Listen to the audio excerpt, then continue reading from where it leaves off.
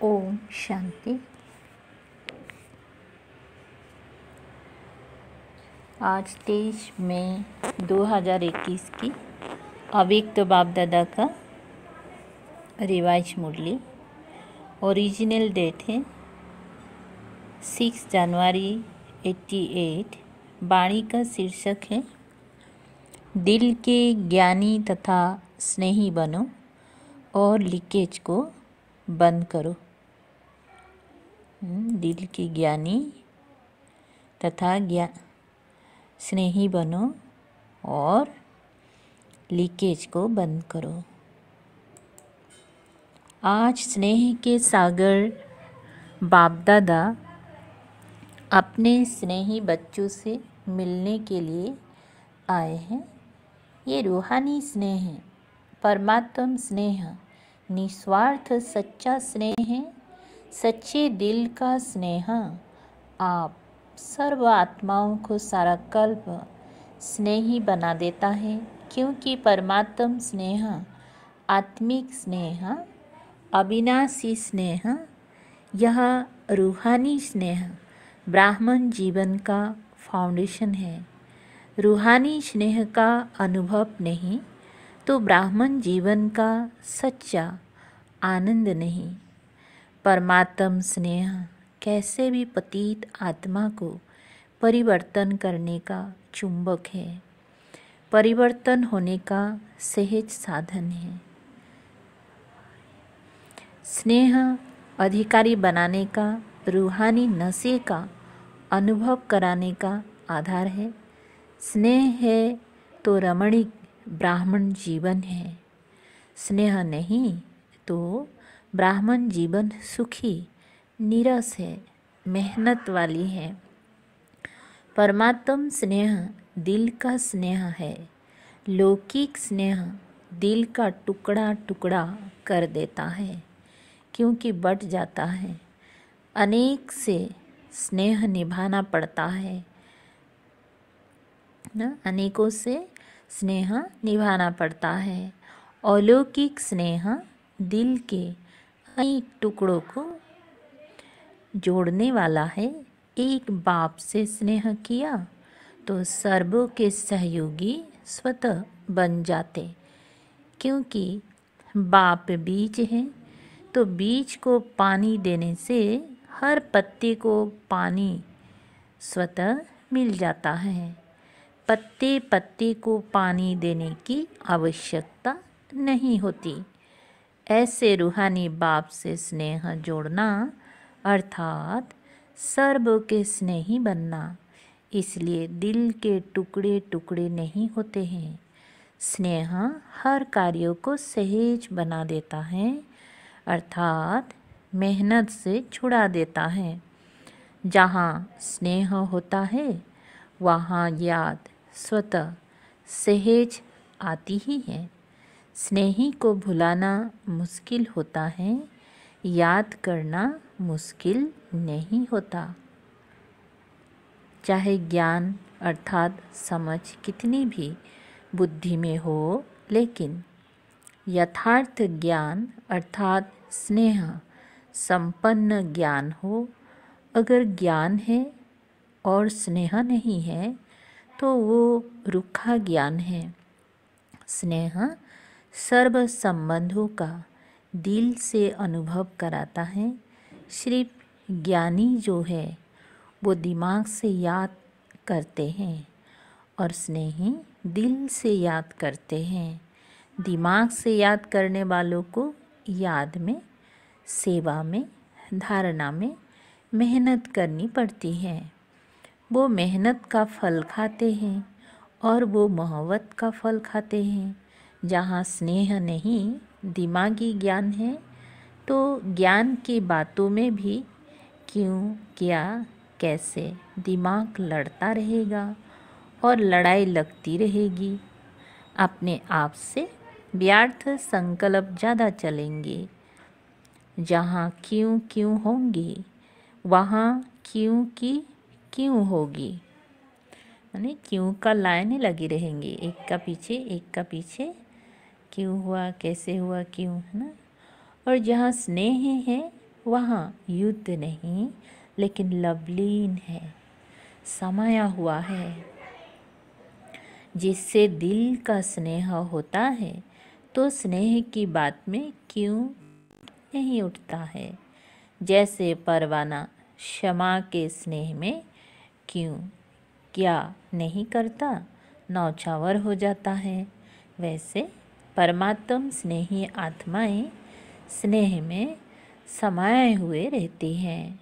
कोई बच्चे बाप से रूह रिहान करते, एक कंप्लेंट में शिकायत करते हैं कि ज्ञान तो बुद्धि में है, ब्राह्मण भी बन गए, आत्मा को भी जान गए, बाप को भी पूरे परिचय से जान गए, संबंधों का भी पता है, चक्र का भी ज्ञान है, रचयिता और रचना का भी सारा ज्ञान है, फिर भी याद सहज क्यों नहीं होती। आनंद का व शक्ति का, शांति का सदा अनुभव क्यों नहीं होता है। मेहनत से क्यों याद आती, निरंतर क्यों नहीं याद रहती, बार बार याद भूलती क्यों। इसका कारण क्योंकि ज्ञान दिमाग तक है, ज्ञान के साथ साथ दिल का स्नेह कम है। दिमागी स्नेह है, मैं बच्चा हूँ, वो बाप है, दाता है, विधाता है, दिमागी ज्ञान है। लेकिन यही ज्ञान जब दिल में समा जाता है तो स्नेह की निशानी क्या दिखाते हैं, दिल। तो ज्ञान और स्नेह कंबाइंड हो जाता है। ज्ञान बीज है लेकिन पानी स्नेह है। अगर बीज को पानी नहीं मिलेगा तो फल नहीं देगा। ऐसे ज्ञान है लेकिन दिल का स्नेह नहीं तो प्राप्ति का फल नहीं मिलता। इसलिए मेहनत लगती है। स्नेह अर्थात सर्व प्राप्ति के, सर्व अनुभव के सागर में समाया हुआ। जैसे लौकिक दुनिया में भी देखो, स्नेह की छोटी सी गिफ्ट, सौगात कितनी प्राप्ति का अनुभव कराती हैं। और वैसे स्वार्थ के संबंधों से लेन देन करो तो करोड़ भी दे दो, लेकिन करोड़ मिलते भी फिर भी संतुष्टता नहीं होगी।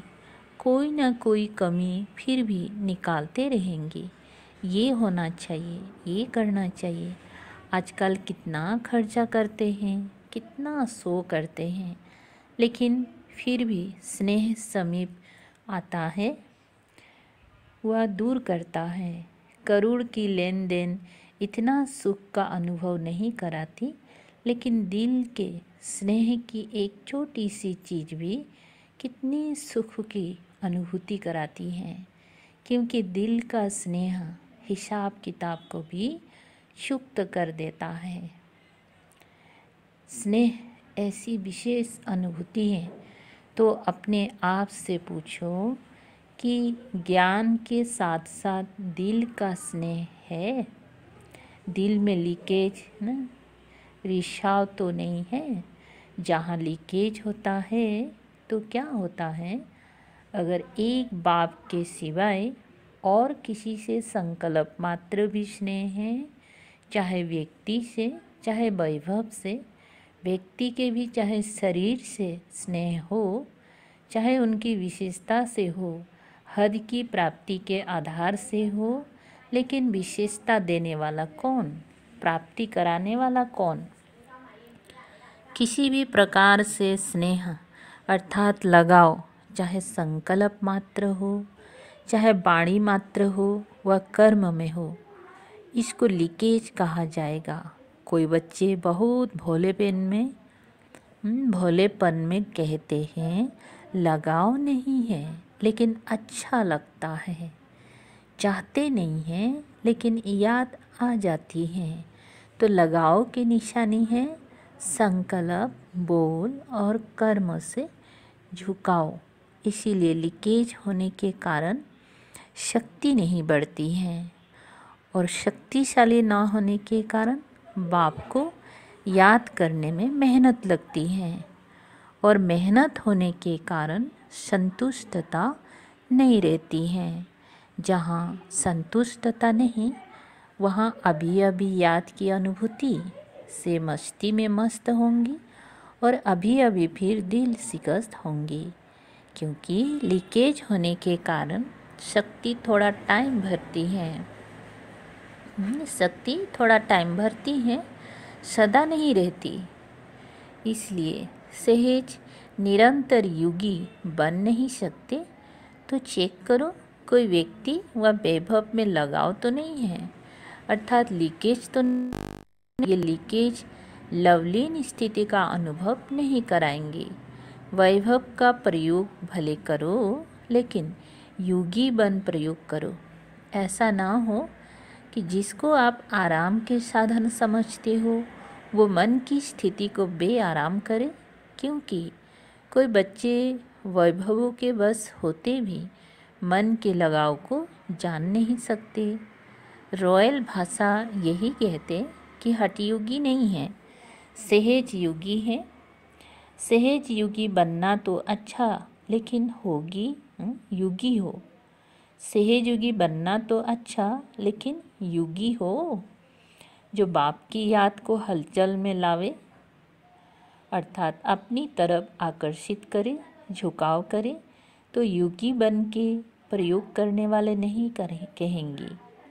जो योगी बन के फिर प्रयोग भी करने वाले होंगे तो नहीं कहेंगे, क्योंकि बाप के बनने के कारण समय प्रति समय प्रकृति दासी अर्थात वैभव के साधन की प्राप्ति बढ़ती जा रही है। अभी अभी 18-19 वर्ष के अंदर कितनी प्राप्ति हो रही है, सब आराम के साधन बढ़ते जा रहे हैं, लेकिन ये प्राप्तियाँ बाप के बनने का फल मिल रहा है, तो फल को खाते बीज को नहीं भूल जाना। ये साधन बढ़ते जाएंगे थोड़ा समय, लेकिन आराम में आते राम को नहीं भूल जाना। सच्ची सीता रहना, मर्यादा की लकीर से संकल्प रूपी अंगूठा भी नहीं निकालना, क्योंकि ये साधन बिना साधना के यूज करेंगे तो स्वर्ण हिरण का काम कर लेगा। इसलिए व्यक्ति और वैभव के लगाव और झुकाव से सदा अपने को सेफ रखना, नहीं तो बाप के स्नेही बनने के बजाय, सहजयोगी बनने के बजाय कभी सहयोगी, कभी सहज योगी, कभी वियोगी दोनों अनुभव करते रहेंगे, कभी याद तो कभी फरियाद। ऐसी अनुभूति में रहेंगी और कॉम्प्लेन भी कभी पूरी नहीं होगी। व्यक्ति और वैभव के झुकाव की निशानी एक तो सुनाए, कभी सहजयोगी, कभी योगी, कभी फरियादी। दूसरी बात, ऐसी आत्मा को प्राप्त सब होगा, चाहे साधन, चाहे सहयोग, चाहे स्नेह, लेकिन लीकेज वाली आत्मा प्राप्ति होते भी कभी संतुष्ट नहीं होंगी। उनके मुख से सदैव किसी न किसी प्रकार की असंतुष्टता के बोल न चाहते भी निकालते रहेंगे। दूसरे ऐसे अनुभव करेंगी कि इनको बहुत मिलता, इन जैसा किसी को नहीं मिलता, लेकिन वो आत्मा सदा अपने अप्राप्ति का, दुख का वर्णन करती रहेगी। लोग कहेंगी इन जैसा सुखी कोई नहीं, और वो कहेंगी मेरे जैसा दुखी कोई नहीं।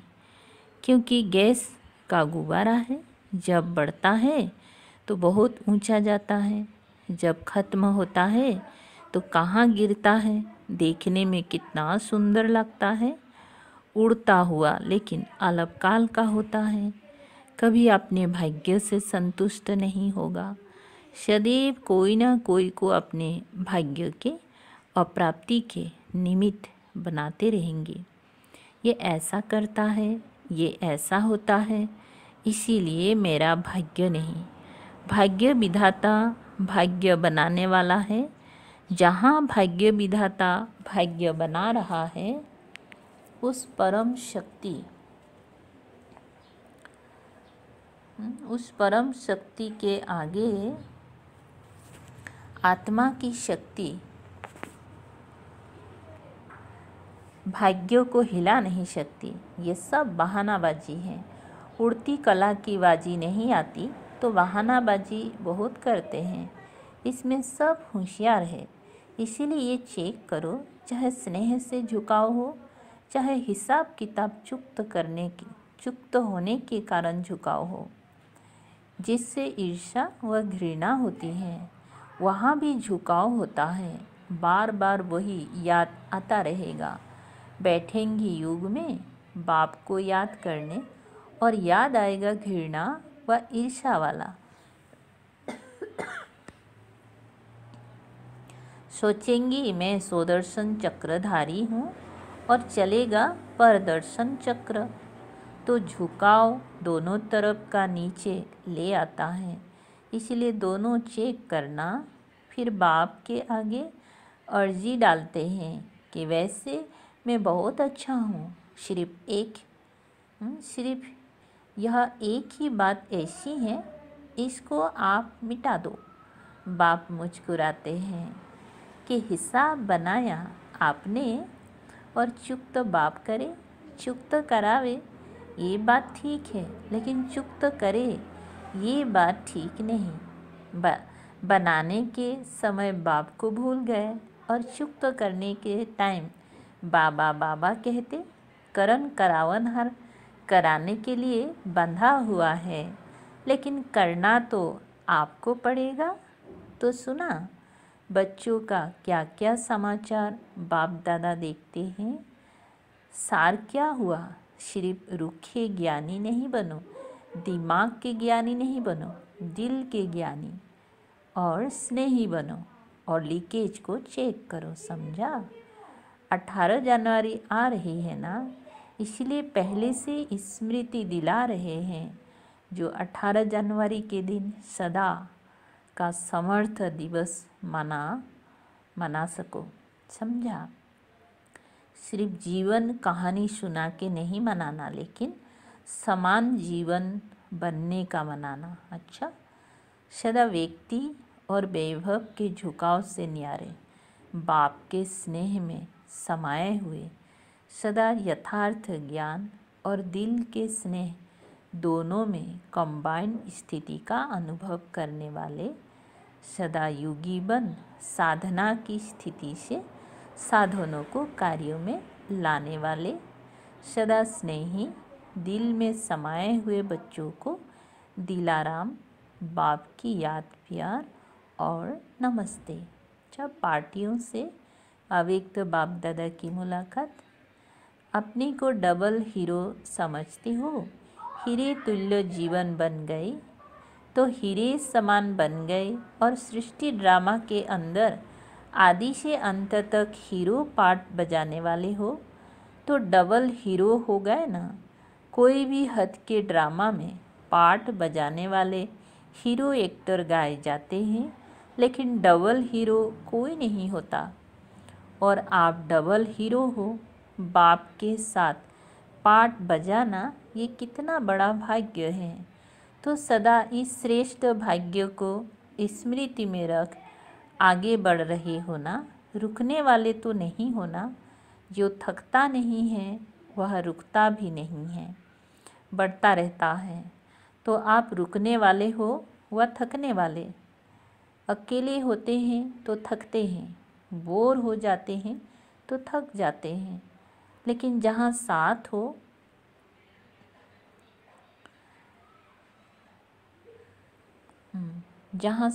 हो वहाँ सदा ही उमंग उत्साह होता है। कोई भी यात्रा पर जाते हैं तो क्या करते हैं? संगठन बनाते हैं ना। क्यों बनाते हैं? संगठन से, साथ से, उमंग उत्साह से आगे बढ़ते जाते।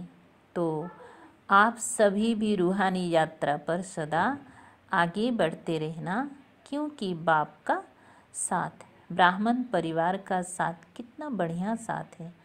अगर कोई अच्छा साथी होता है तो कभी भी बोर नहीं होते, थकते नहीं। तो सदा आगे बढ़ने वाले सदा ही हर्षित रहते हैं, सदा खुशी में नाचते रहते हैं।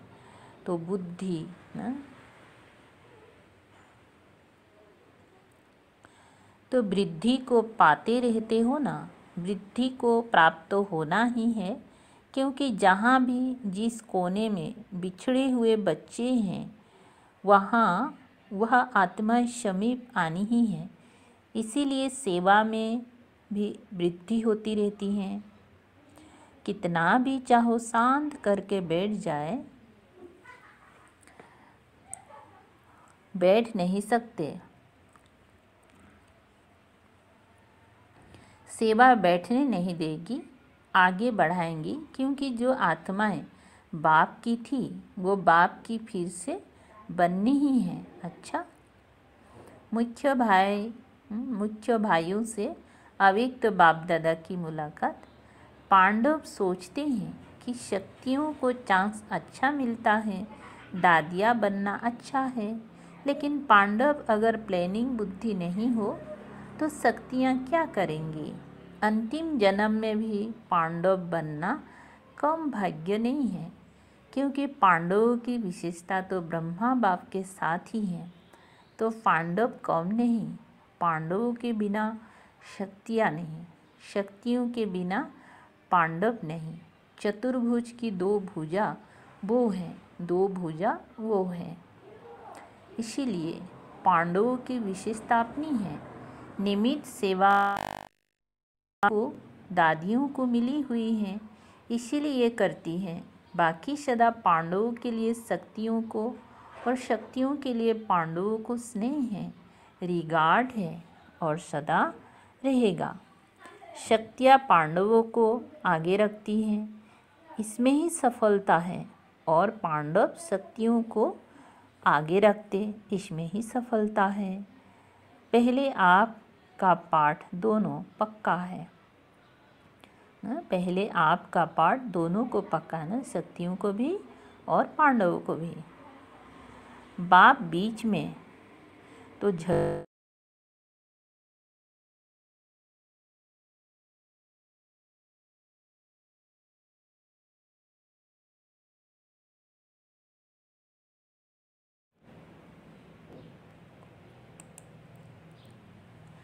अच्छा, पहले आप कहते, खुद भी पहले आप हो जाएंगी।